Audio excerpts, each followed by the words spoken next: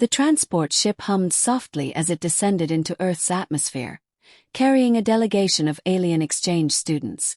Their mission: to observe and learn the survival techniques of the so-called Deathworlders. Humanity's homeworld, a planet classified as a death world by galactic standards, was infamous for its volatile environment and hostile ecosystems. To most species in the Galactic Federation, Earth was uninhabitable chaos. Yet humans thrived. Inside the ship, the alien students huddled in a semicircle, each representing a distinct species. The six-limbed Aragon, with their translucent skin and glowing neural pathways, spoke in clipped tones about their advanced biographs and automated medical pods. The reptilian Thraxians, known for their regenerative abilities, scoffed at the idea of needing medical intervention at all. And the Metherans, a small, owl-like species, fluttered nervously, their large, luminous eyes betraying their unease about the trip. "Why would anyone live here voluntarily?" one Metheron muttered, clutching their data slate. "Do they not value self-preservation?" "They've adapted," said Zathric, an Aragon, his voice tinged with skepticism. "Though I'm curious to see how. Manual methods of survival seem inefficient." As the ship landed on a sprawling green field, the human hosts awaited them. Dressed in utilitarian uniforms, the humans greeted the aliens with smiles that seemed disarmingly warm. For the visitors, who came from species that communicated primarily through pheromones or neural pulses, the overt emotional display was jarring. "Welcome to Earth," boomed a human, their voice full of enthusiasm. "We're thrilled to have you here. This exchange program is about more than just learning. It's about understanding each other's strengths. Let's show you what humanity can teach." The group was led to an open-air training facility. It was nothing like the pristine, sterile environments the aliens were accustomed to. The equipment was rugged, worn from use. Humans demonstrated how they treated wounds with basic tools, sewing sutures by hand, applying pressure to stop bleeding, and even improvising splints using branches and cloth.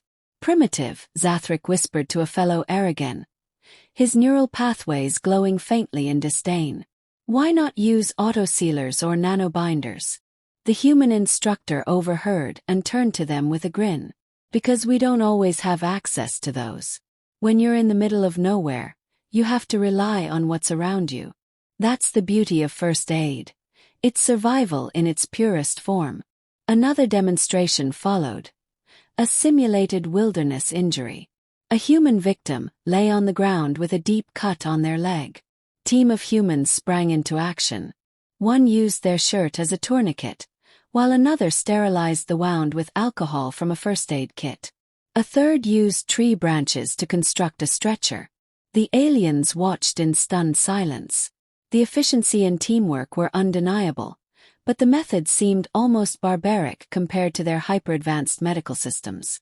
As the demonstration ended, the humans invited questions. A Metheron raised a wing. "What happens when your tools fail? Or when resources are depleted?" The human smiled again, though this time it carried a hint of steel. "That's the thing about us, we don't give up. When tools fail, we use our hands. When supplies run out, we find alternatives." On a death world, survival is about more than just technology. It's about willpower and ingenuity. For the first time, the aliens began to understand why humans were considered so formidable. Their survival wasn't just about tools, it was a mindset. The crisp air of the Earth Nature Reserve was a welcome change from the sterile confines of the training facility. The alien students followed Dr. Reyes and the human guides through a rugged trail. Xylo was still grappling with the brutal practicality of the first aid techniques they had learned earlier. Vex walked beside them, their bioluminescence dim, still visibly uneasy. It happened suddenly. One of the human assistants, a young man named Alex, stumbled and collapsed. His hand shot to his throat, his face turning red, then pale. A gasp escaped from the group, and the aliens froze, unsure of what was happening.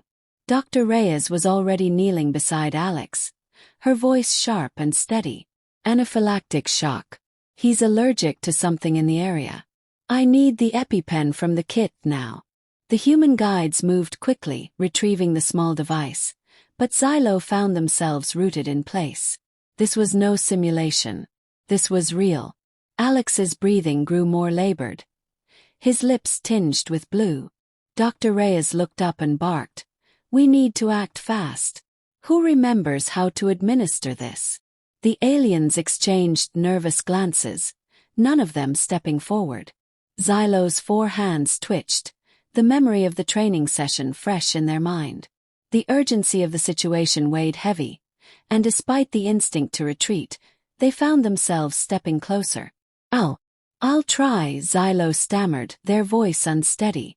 Dr. Reyes handed them the EpiPen, her expression serious but encouraging. "Good. Remember what I said. Firm jab into the thigh, hold for 10 seconds. Xylo crouched beside Alex, their hands shaking. The device felt alien, even though it was designed for simplicity. They positioned it against Alex's thigh, took a deep breath and pressed. The pen clicked, and they counted silently as the adrenaline was delivered. The effect was almost immediate. Alex's chest heaved as he drew in a ragged but deep breath. The color began returning to his face, and his eyes fluttered open. A collective sigh of relief spread through the group, but Xylo's hands were still trembling. "You did it," Dr. Reyes said, her voice softer now. "You saved him." Xylo stood, their mind racing. The procedure had been straightforward, yet the weight of responsibility had been overwhelming. For a species that relied on machines to handle emergencies, the directness of human methods was both terrifying and exhilarating. The situation wasn't over, though. Alex was still weak, and Dr. Reyes quickly instructed the group to prepare a stretcher. Xylo and Vex worked alongside the humans, improvising with materials from their surroundings. As they carried Alex back toward the facility, Xylo couldn't shake the realization that they had just taken part in something extraordinary. It wasn't just the act of saving a life, it was the understanding that action, even imperfect action, could make all the difference. For the first time, Xylo began to grasp the depth of human resilience. They weren't reckless, as their species had assumed. They were brave, resourceful, and determined to fight against the odds, even when the odds seemed insurmountable.